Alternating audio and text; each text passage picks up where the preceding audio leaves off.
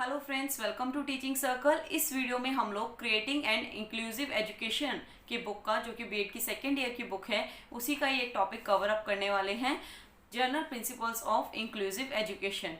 Video start करने से पहले मैं आप सबको बोलना चाहती हूँ कि जो भी हमारे चैनल पे न्यू है वो लोग प्लीज़ हमारे चैनल को सब्सक्राइब कर लीजिएगा, जिससे सभी वीडियो के नोटिफिकेशन आप लोगों को टाइम टू टाइम मिलते रहें और कोई भी नोटिफिकेशन आप लोग का स्किप ना हो। तो चलिए हम वीडियो जो है वो स्टार्ट करते हैं। General principle of inclusive education start करने से पहले मैं आप लोगों को थोड़ा सा इंक्लूसिव एजुकेशन के बारे में बता देती हूँ, उसका एक इंट्रोडक्शन बता देती हूँ कि इंक्लूसिव एजुकेशन क्या है। इंक्लूसिव एजुकेशन को हिंदी में समावेशी शिक्षा कहा जाता है। इसमें क्या होता है कि जो डिसेबल चिल्ड्रन हैं या ऐसे बच्चे जो नॉर्मल क्लासरूम में अपनी एजुकेशन को कंप्लीट करने के लिए एबल नहीं होते, उन बच्चों को भी, उन चिल्ड्रन को भी उस नॉर्मल क्लासरूम में एंट्री के लिए बोला गया है कि सभी एक नॉर्मल क्लासरूम में डिसेबल स्टूडेंट्स और नॉर्मल स्टूडेंट्स, दोनों स्टूडेंट्स को एक ही साथ एक नॉर्मल क्लासरूम, एक नॉर्मल इन्वायरमेंट में पढ़ाया जाएगा। इंक्लूसिव मीन्स से समझ आ रहा है कि इंक्लूड करना, समावेश करना, मतलब कि इसमें एक जनरल क्लासरूम होगा जिसमें जनरल स्टूडेंट्स भी पढ़ेंगे और डिसेबल स्टूडेंट्स भी उसी क्लास में पढ़ेंगे। Inclusive education is the process of bringing exceptional children of whatever condition into the general classroom for their education. जो एक्सेप्शनल चिल्ड्रन हैं, जिनमें कोई भी प्रॉब्लम है, डिसेबल हैं, जो देख नहीं सकते या अच्छे से सुन नहीं सकते, वो सब बच्चे जो हैं अपने अच्छे इन्वायरमेंट के लिए एक जनरल क्लासरूम में ही अपना एजुकेशन जो है वो लेंगे, कंप्लीट करेंगे। Inclusion means full inclusion of children with diverse abilities in all aspects of schooling that other children are able to access and enjoy. जैसे कि दूसरा बच्चा एक नॉर्मल क्लासरूम में अपनी सारी इन्वायरमेंट में अपनी सारी जो फैसिलिटीज़ हैं, अपना जो स्कूलिंग इन्वायरमेंट है उसको एंजॉय कर रहा है, अपनी सारी फैसिलिटीज़ एसेस कर पा रहा है, उसी तरीके से जो डाइवर्स एबिलिटीज़ के बहुत अलग अलग तरह के जो बच्चे हैं वो भी उसी क्लासरूम में अपना फैसिलिटीज़ को एसेस करेंगे। It involves regular schools and classrooms genuinely adapting and changing to meet the needs of all children as well as celebrating and valuing differences. और इसके साथ साथ उस जो डिफरेंसेस हैं उनको वैल्यू भी किया जाएगा और सेलिब्रेट भी किया जाएगा और सबकी ज़रूरतों का ध्यान रखा जाएगा एक जनरल क्लासरूम में। Inclusive education accepts the disabled child as an individual in his own right. Inclusive जो एजुकेशन है उसमें उसका ये एक्सेप्ट करता है कि जो डिसेबल बच्चे हैं, जो कि विकलांग बच्चे हैं, वो भी एक अपने आप में इंडिविजुअल हैं, व्यक्तिगत रूप से वो भी अपने आप में स्वतंत्र हैं अपने अधिकारों के लिए। तो इसलिए उनसे भी उनके अधिकार नहीं छीनने चाहिए जिनमें कि उन्हें जनरल क्लासरूम में जाने से रोका जाए। Inclusive education is an approach to attain the goals of universalization of elementary education by providing quality of educational and development opportunities to the disabled who have been denied equality so far. जो बच्चों को बिल्कुल disable students को बोला गया है कि तुम इक्वल नहीं हो और तुम्हें अलग क्लासरूम देना चाहिए, उसमें इंक्लूसिव एजुकेशन कहता है कि नहीं, डिसेबल बच्चों को भी नॉर्मल जनरल क्लासरूम में नॉर्मल स्टूडेंट्स के साथ पढ़ाया जाएगा। एजुकेशन को, जो एलिमेंट्री एजुकेशन है, उसको यूनिवर्सलाइज किया जाएगा, सार्वभौमिक बनाया जाएगा, सबको क्वालिटी जो है एजुकेशन का सबको मिलेगा और सबको एक डेवलपमेंट अपॉर्चुनिटीज़ भी प्रोवाइड कराई जाएंगी। तो इक्वालिटी होगी, एक इक्वल प्लेटफॉर्म मिलेगा जिसमें डिसेबल स्टूडेंट्स और नॉर्मल स्टूडेंट्स, दोनों के दोनों स्टूडेंट्स जनरल क्लासरूम में अपनी जो स्टडी है उसको एसेस करेंगे। तो ये इंक्लूसिव एजुकेशन का एक जनरल इंट्रोडक्शन था। इंक्लूसिव एजुकेशन क्या है उसका कॉन्सेप्ट मैंने समझाया है। अब हम लोग बात करेंगे general principles of inclusive education की।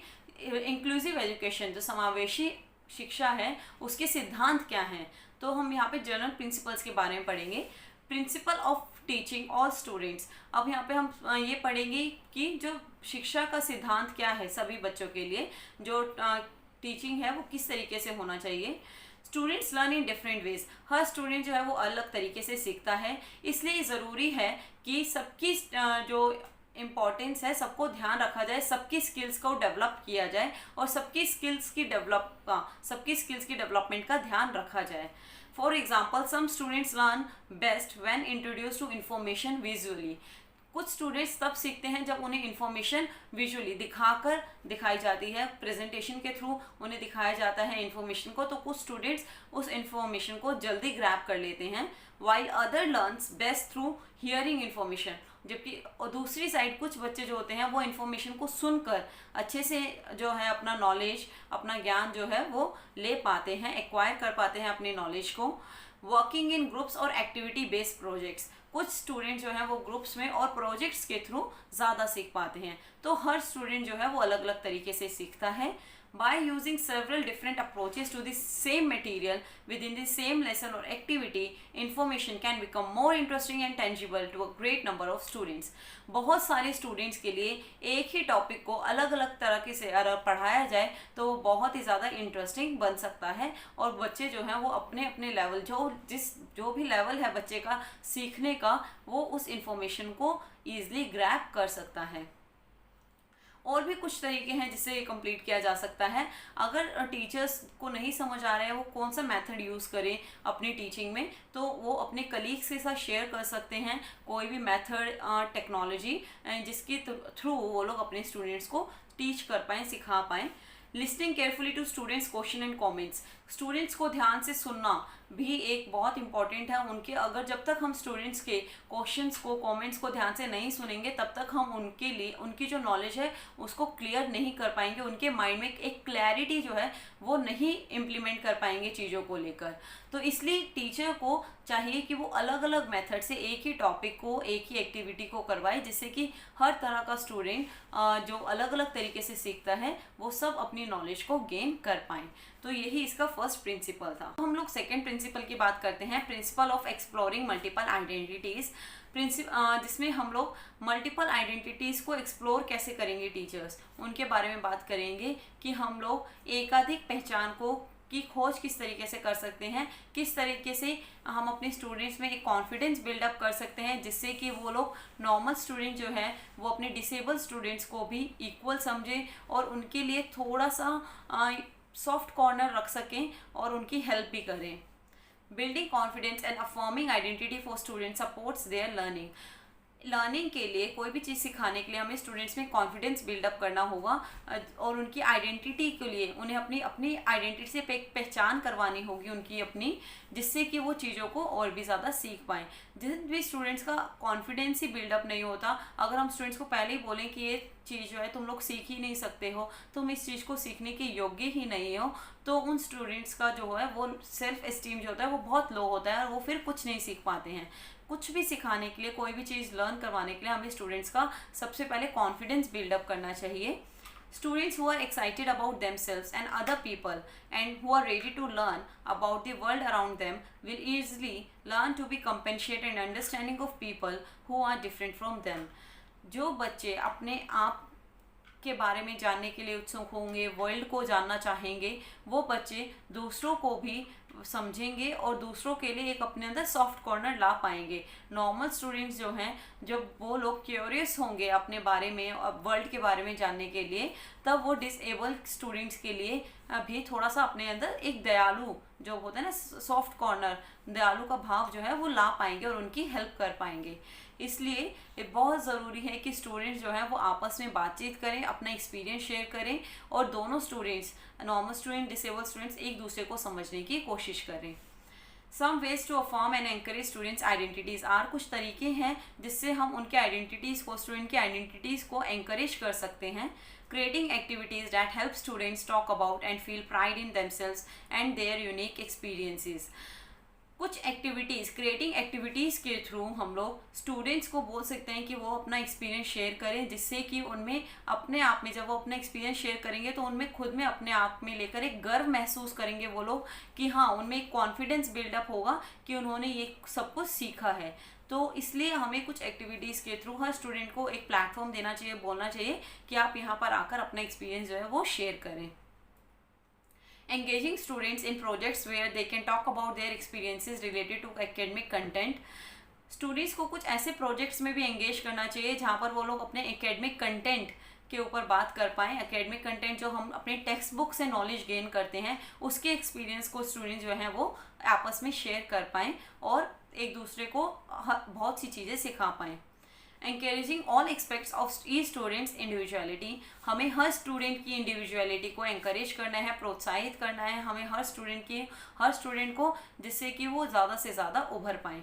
Creating an environment where each student can investigate about self and others, हमें एक ऐसा इन्वायरमेंट क्रिएट करना है जहाँ पर स्टूडेंट जो है वो एक दूसरे को, अपने आप को और दूसरों को ज़्यादा इन्वेस्टिगेट कर पाए, दूसरों को समझ पाए, अपने आप को भी समझे और दूसरों को भी समझे, और लर्निंग का एक न्यू प्लेटफॉर्म रेडी हो जाए सब स्टूडेंट्स के लिए और सब मिलकर सीखें। तो यही हमारा सेकेंड प्रिंसिपल था। अब हम नेक्स्ट थर्ड प्रिंसिपल की बात करेंगे। नेक्स्ट प्रिंसिपल है प्रिंसिपल ऑफ प्रिवेंटिंग प्रिजुडाइसिस। तो यहाँ पर हम लोग बात करेंगे किस तरीके से हमें जो प्रिजुडाइसिस, इसको हिंदी में पूर्वग्रह बोलते हैं, मतलब जो अंधविश्वास है, सुपरस्टिशन है, उसको कैसे बचाना है हमें चीज़ों को लेकर। The best way for an educator to address preconceived stereotypes and to prevent them escalating into feelings of prejudices and biases is to create awareness। हम लोगों को एक स्टीरियोटाइप, एक रूढ़िवादी जो अवधारणाएं होती है ना कि जो डिसेबल स्टूडेंट्स हैं वो लोग सीख नहीं सकते, कुछ नॉर्मल क्लासरूम के में नॉर्मल स्टूडेंट्स के साथ बैठकर नहीं बैठ सकते, वो इतना डिजर्व ही नहीं करते। तो ये सारी हमें स्टीरियोटाइप्स, जितनी भी रूढ़िवादी धारणाएं हैं, इन सबको ख़त्म करना है। और ये सब हम कैसे ख़त्म करेंगे? अवेयरनेस के थ्रू, जागरूकता के द्वारा हमें ये सारे जो प्रिजुडाइसेस हैं वो ख़त्म करने हैं। This can be done by discussing student stereotypes in both small and large groups. Small और लार्ज ग्रुप्स दोनों ग्रुप्स में बात करके, उन स्टूडेंट से डिस्कस करके हम जो है इन फीलिंग्स को फिनिश कर सकते हैं। There are a number of suggestions about how to create students awareness of stereotype beliefs and inequality। बहुत से यहाँ पर सजेशंस हैं जिससे हम स्टूडेंट्स में अवेयरनेस जो है वो एक पैदा कर सकते हैं, क्रिएट कर सकते हैं, जिससे कि वो लोग स्टीरियोटाइप बिलीफ्स और इनइक्वालिटी में बिलीव ना करें, और वो लोग पहचाने कि रूढ़िवादी धारणाएं जो होती हैं ये गलत हैं और हम सबको एक साथ मिलजुल कर सीखना है।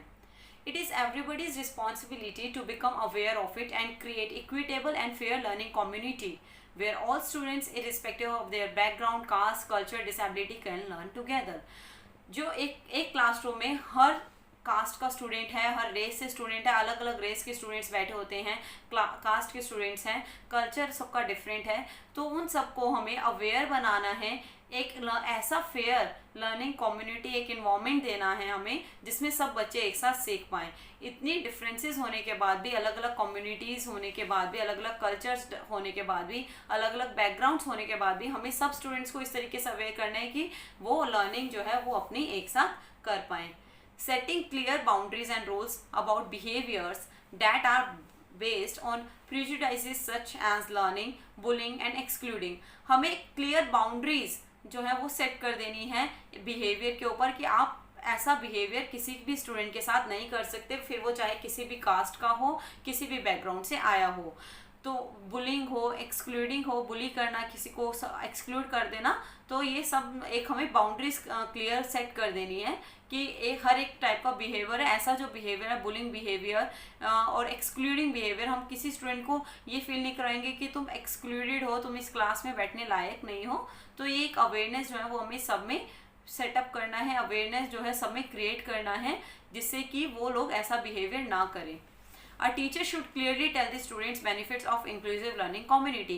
एक समावेशी शिक्षा, एजुकेशन जो होती है, समावेशी सीखने का, एक साथ चीज़ों को सीखने का जो इन्वायरमेंट है वो एक शिक्षक के द्वारा ही क्लासरूम में बनाया जा सकता है। और एक टीचर को एकदम क्लियरली बोल देना चाहिए, एकदम क्लियरली बेनिफिट्स बताने चाहिए इंक्लूसिव लर्निंग कम्युनिटी के, कि किस तरीके से अगर हम लोग साथ में सीखेंगे तो उसके कितने सारे बेनिफिट्स हैं।